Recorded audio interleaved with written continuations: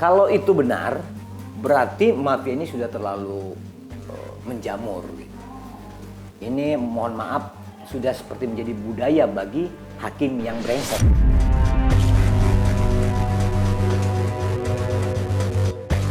Apakah kita percaya bahwa uang itu hanya 60 miliar? Tidak mungkin. Bocoran itu 2 triliun.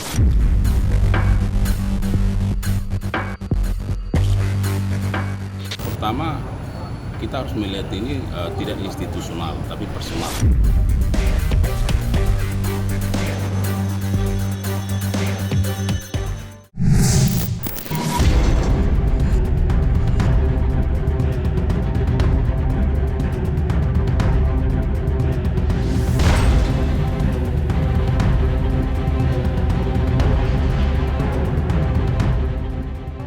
Ditetapkannya 7 tersangka dalam dugaan kasus suap dan atau gratifikasi terkait pengurusan perkara di Pengadilan Negeri atau PN Jakarta Pusat menambah daftar panjang buruknya hakim di Indonesia. Mengingat sebelumnya sejumlah hakim terlibat kasus suap saat menjadi hakim di pengadilan. Dan dalam kasus kali ini, suap dan gratifikasi yang menyeret 7 tersangka terkait dugaan kasus korupsi pemberian fasilitas ekspor crude palm oil atau CPO dan turunannya periode Januari sampai April 2022 yang merugikan negara hingga 60 miliar rupiah.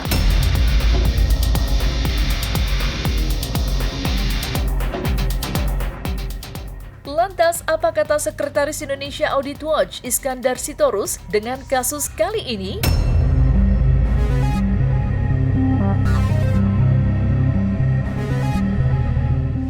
Kalau kita perhatikan, yang kedua adalah ternyata upaya penegakan hukum itu yang paling berbahaya itu di pengadilan.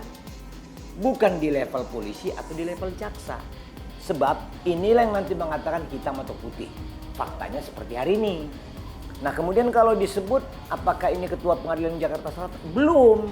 Karena dia melakukan kejahatan ini pada saat menjadi Wakil Ketua Pengadilan Jakarta Pusat. Yang menjadi pertanyaan, kok karir maling begini bisa jadi Ketua Pengadilan Negeri Jakarta Selatan? Nah ini pertanyaan pertama moral. Artinya institusi tempat si hakim ini menjadi Ketua Pengadilan patut dipertanyakan.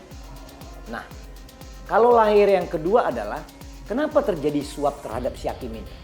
Tentu banyak varian. Dimulai dari ini pasti keinginan 3 korporasi. Ini pasti.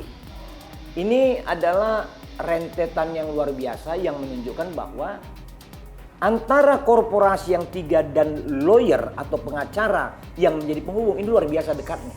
Akan ada kejutan ini. Akan aja ada kejutan. Kita lihat karakter pengacaranya. Nah, kinerja pengacara dari dulu kita bisa lihat. Lalu kalau kita perhatikan, ini bisa berimbas kemana-mana. Menurut hemat kami, ini adalah momentum di pemerintahan Pak Presiden Prabowo untuk dibenahi. Jadi dengan kata lain, Pak Prabowo sebenarnya diuntungkan dengan adanya kondisi buruk ini, supaya beliau tahu bahwa di bawahnya itu buruk. Tidak baik-baik saja kalau umpamanya rapat kabinet, kalau umpamanya menerima pimpinan lembaga tinggi negara lainnya, tidak seperti itu. Dapat kami sampaikan bahwa sesungguhnya ada 14 saksi yang sudah diperiksa dan dari 14 itu sudah ditetapkan 7 orang tersangka. Nah saat ini penyidik sedang fokus terhadap melakukan pemeriksaan lanjutan, pemeriksaan kembali terhadap para tersangka dan saksi yang ada, termasuk pada hari ini memanggil kembali tersangka yang sudah dilakukan penahanan untuk dilakukan pendalaman terhadap keterangan-keterangan yang sudah diberikan. Karena penyidikan terus mempelajari, mengkaji terhadap dokumen-dokumen yang sudah diperoleh. Nah tentu ini harus dipertanyakan kembali kepada saksi maupun tersangka yang sudah ada. Nah ke depan tentu penyidik akan melakukan penjadwalan terhadap pihak-pihak yang dapat dimintai keterangan untuk diperiksa sebagai saksi yang berkaitan dengan perkara ini. Nanti kita tunggu bagaimana perkembangannya. Ini kan sudah 14, tentu sekarang sedang didalami perannya dengan dokumen-dokumen yang ada, makanya hari ini dipanggil, dibawa dari tahanan. Nah ke depan tentu pihak-pihak yang terkait dengan perkara ini akan juga dimintai keterangan ya, dimintai keterangan untuk menjelaskan bagaimana peran dari atau perbuatan dari para tersangka. Penggeledahan, penangkapan, penahanan itu kan bagian dari proses penyidikan dan itu yang dilakukan oleh penyidik. Nah, ketika melakukan proses penyidikan ini, melakukan upaya penggeledahan dan penyitaan terhadap aset-aset atau barang-barang bukti ya, yang diduga apakah sebagai hasil kejahatan misalnya atau alat kejahatan yang tentunya nanti akan dikaji dan tentu konteksnya karena tindak pidana korupsi juga bagaimana pemulihan uang kerugian keuangan negara. Nah inilah yang sekarang yang sedang dikerjakan oleh penyidik sehingga kita lihat bahwa setidaknya ada 7 mobil mewah ini ya, ada 21 sepeda motor juga dan ada 7 sepeda dan ada sejumlah uang dalam baik mata uang asing maupun rupiah ya, yang sudah disita oleh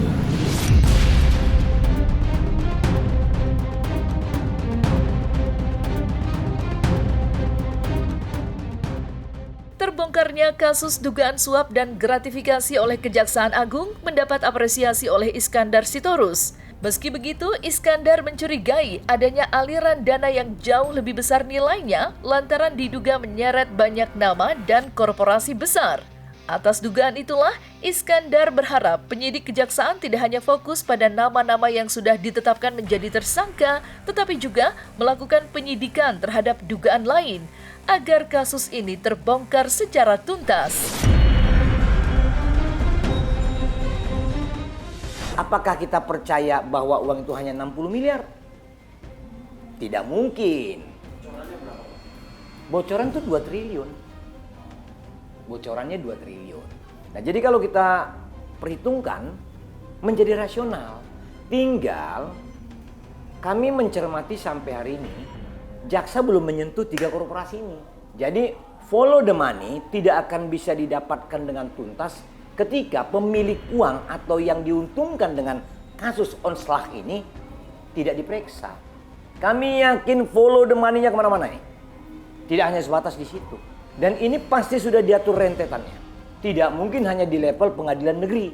Ini asumsi-asumsi dasar melihat 3 korporasi ini korporasi raksasa loh. Yang terjadi adalah ada makelar-makelar kasus. Baik itu pengacara yang 2 orang yang adalah menurut informasi yang kami terima suami istri, kan begitu kan. Ini ikut dalam peran-peran seperti ini tentu ada sesuatu. Ada positioning dan ada kartu tertentu membuat orang ini bisa dipercaya. Sampai sejauh mana kasus ini bisa dibongkar oleh Kejaksaan Agung, karena sejujurnya kasus ini adalah menampar muka atau wajah Kejaksaan Agung. Itu yang kita lihat dari persoalan ini. Jadi ini tidak mudah dan bukan persoalan kecil. Jangan-jangan ini nanti menyentuh pada ribut antar institusi. Menurut hemat kami, ini adalah fokus buah dari kinerja fokusnya kejaksaan melihat mereka dikalahkan ketika majelis hakim ini memberikan putusan onslaught. Itu dia. Menurut hemat kami di situ. Tentu di sini bekerja teknologi, bekerja aparat intelijen Kejaksaan Agung, dan ini kita apresiasi begitu. Ini bukan pekerjaan mudah kalau dilakukan. Tapi ketika kejaksaan melakukan, kami yakin ini mumpuni gitu. Prediksi kami follow the money-nya ini tidak hanya sebatas itu. Segera split kasus ini, kasus korupsinya tentang CPO, persidangan yang membebaskan ini tidak pidana korupsi. Segera setelah ditangkap dan ditersangkakan majelis hakimnya, paniteranya, lawyer yang terlibat, dan pihak-pihak lain nanti, segera 3 korporasi itu ditetapkan tersangka, seluruh BOD-nya, dan orang-orang pemilik saham.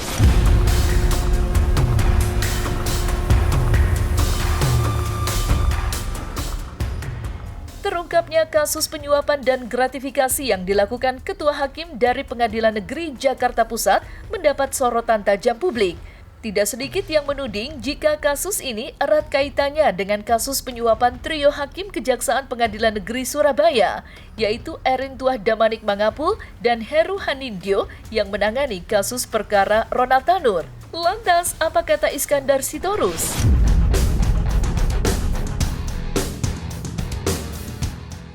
perkembangan penyidikan perkara tindak pidana korupsi berupa suap dan atau gratifikasi terkait dengan penanganan perkara di Pengadilan Negeri Jakarta Pusat. Kalau itu benar, berarti mafia ini sudah terlalu menjamur. Gitu. Ini mohon maaf sudah seperti menjadi budaya bagi hakim yang brengsek. Hakim yang brengsek ya.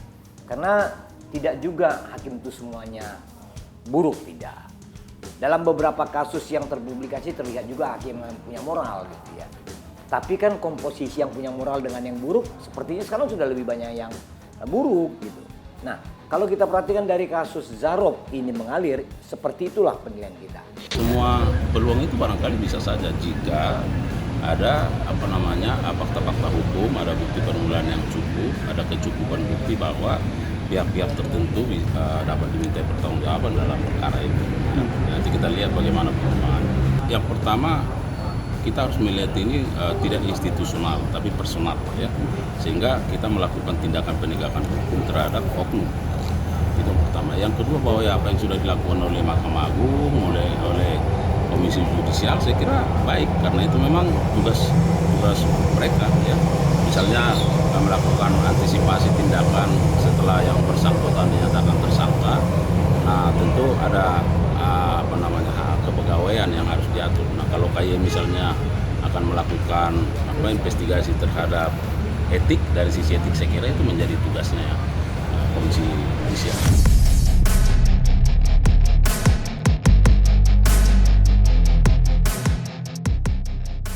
Kasus dugaan suap dan gratifikasi yang menyeret Ketua Hakim Pengadilan Negeri Jakarta Selatan mendapat sorotan tajam praktisi hukum Rasman Arif Nasution.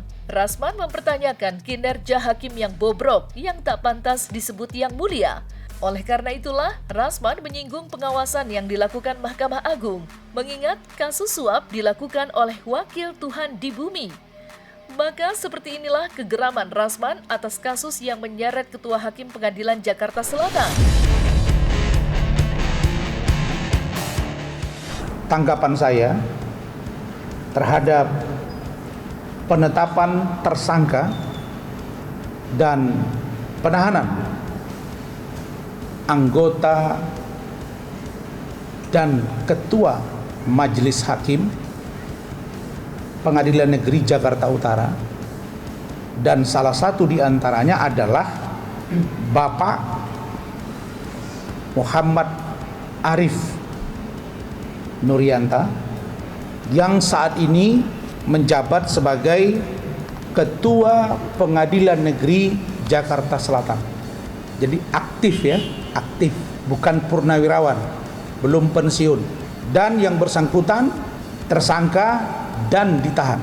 Bahkan informasi yang saya dapat sejak tadi malam sampai hari ini, ketua majelisnya itu sedang dijemput paksa, dicari karena tidak kunjung datang memenuhi panggilan penyidik di Kejaksaan Agung Republik Indonesia dalam dugaan vonis lepas onslah di kaitan kasus atau di seputaran CPO atau minyak kelapa sawit gitu Mas ya, yang diduga merugikan negara luar biasa banyak, tetapi dalam kaitan ini ada dugaan penyuapan lebih kurang 60 miliar dan ditemukan 7 kendaraan mewah, 5 diantaranya mobil mewah, Mercedes, Jeep, kemudian Toyota Lexus, itu semua tahun tinggi karena saya pecinta mobil Sport 2, kemudian Land Cruiser, plus 2 Moge. Apakah pantas saat ini kita memanggil para hakim dengan sebutan yang mulia? Kalau mereka tidak berani melakukan introspeksi diri, pertanyaan saya, apa yang harus dilakukan Mahkamah Agung? Apa yang harus dilakukan Komisi Yudisial Republik Indonesia? Mengingatkan agar jangan sampai terjadi transaksi di ruang-ruang gelap.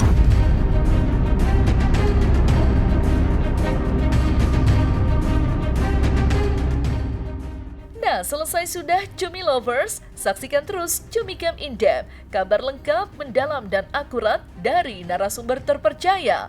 Dan jangan lupa untuk like, subscribe, dan juga share channel YouTube Cumi Cumi.